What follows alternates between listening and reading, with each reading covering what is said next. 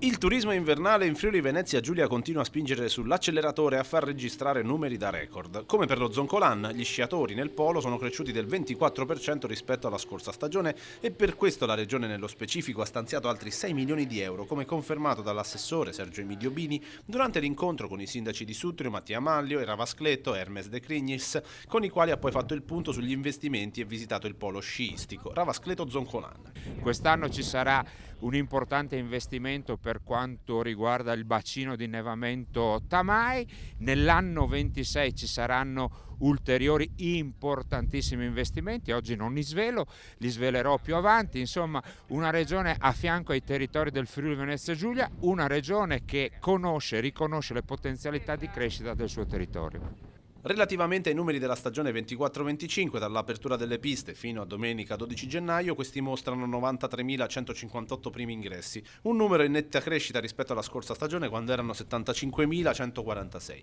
aumento simile anche per i singoli passaggi. Durante la visita agli impianti, in cima al Monte Zoncolan, Bini ha visitato la nuova sala pompe grazie alla quale è stato possibile potenziare l'approvvigionamento elettrico degli edifici sullo Zoncolan. Beh, è stata una stagione invernale ed è tuttora una stagione invernale molto importante, il clima ci sta aiutando, oggi per esempio abbiamo una bellissima giornata di sole, stiamo investendo, i risultati li vediamo in termini di presenze, sono previsti solo per l'anno 2025 6 milioni di euro di investimento, 3,5 ne abbiamo già investiti, ma altri importanti milioni verranno dedicati proprio qua